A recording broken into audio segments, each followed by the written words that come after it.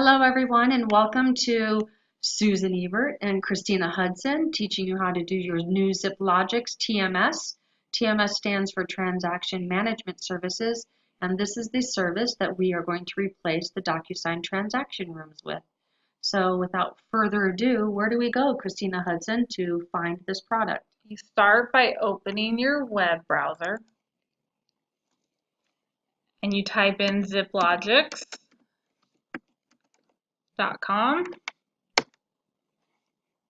and you will see this screen.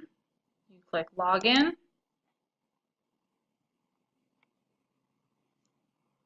Enter your login information here. Click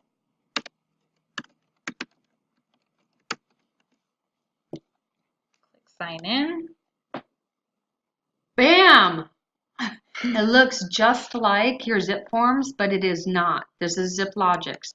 So continue with the screen and it's going to take you to the transaction management services. This is the broker side of the account so that we can view your transactions. The first thing that you're going to see is the dashboard. And we can see on the dashboard that you have a menu across the top that says Dashboard, Transactions, Templates, Tasks, Contacts, and Partners. But we're going to begin with our profile and making sure that we are set up. We go to the top right hand corner where it says Me. Your name will show up with the address and you'll choose View Profile. And this is where you choose My Information, the email signature, and you simply fill in the data. Go back to the top of the screen and choose Save. Woohoo! You learned two things. The next thing that we're going to learn is how to create a new transaction in the transaction room. You can see that you are under the tab of Dashboard, and we simply go to the right on the screen and we choose Create a New Transaction. So go ahead and take it over, Christina.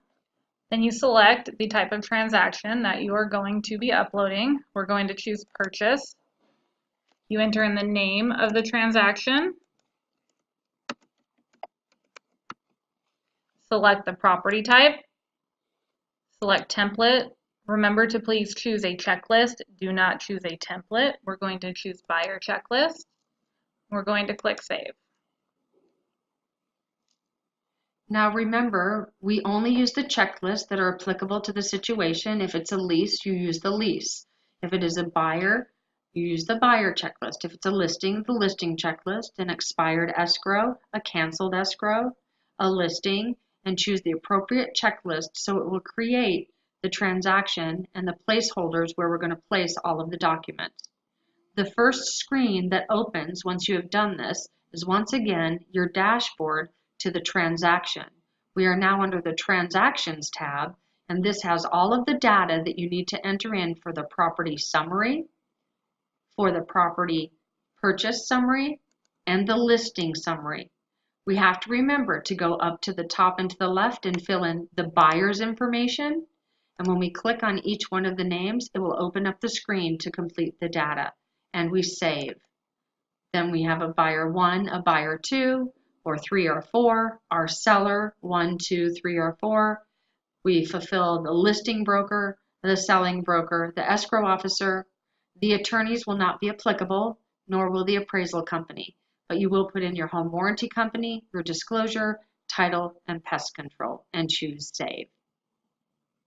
The next thing that's going to happen is we're going to go to, after we've done the transaction and filled in our data for the details, we're going to go to the Documents tab. And then what do we do here, Christina? From this screen, you will see all of the items, all of the placeholders that pertain to a particular transaction. To add a document, you simply go up here, click Add Document. You can choose where you want to bring the document in. Do not choose Create a Placeholder. We're going to bring it in from the computer for the purpose of this training. You click on the documents you want to import. Once you do that, this screen will come up. Do not apply any documents to a placeholder from this screen. It will mess up the order that is in the transaction. So we ask that you just click OK. And you will see after you do that, your documents are placed at the bottom. You can fill the placeholders one of two ways. You can simply click and drag it to wherever it is you need it to go. Or you can click this down arrow on any placeholder and choose fill with existing or fill with new. If you fill with existing, you're going to bring in documents you have already uploaded. If you choose fill with new, you're going to bring in new documents from your computer or Dropbox.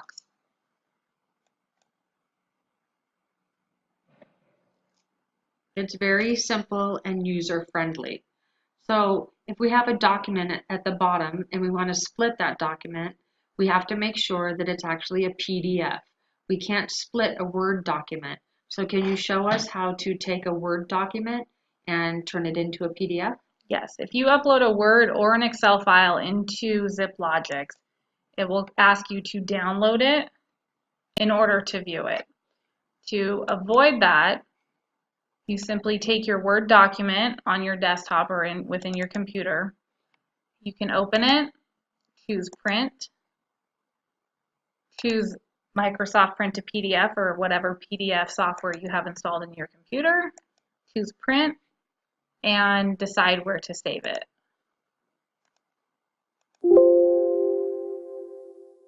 And then your Word document has become a PDF document. It will need to be a PDF in order to split them and view them inside ZipLogix. So let's go to a PDF and show them how to split the form. If you want to split a form, you click on it to view it, and this will come up. To split the document, you click on Split. All pages contained in the document will be shown here, and you simply choose the box in the upper right hand corner of any page that you want to split from it. You name your page or your document, and you choose Save. Then you X out of the screen, and you will see that the page that you have taken out is here by itself, and then you can apply it to whichever placeholder it needs to go to. You can click and drag it, or once again, how else can you do it? You can click and drag it, or you can choose this down arrow, choose Fill with Existing, choose the document you would like to put in that placeholder, and click Go. Awesome. And it is here. So how do we submit, once we have filled up all of the placeholders, how do we submit a transaction? Well, before you submit it, you would want to go to the checklist, and from this checklist, you can see here all the forms that are required. In addition to this checklist, we will be editing the task box and putting an R in front of all of the required names of the document. Once you have verified that, to submit a transaction, you go back to the home or the transaction summary. You choose your status, pending or closed. You should not be submitting any transactions after the close date. All transactions need to be submitted and inputted as you go along through the transaction. We need to be able to go into the documents and look at them, view them, and approve them on day 10 and day 20 of a transaction. The latest that you can submit a transaction for approval is 5 days before the close of escrow.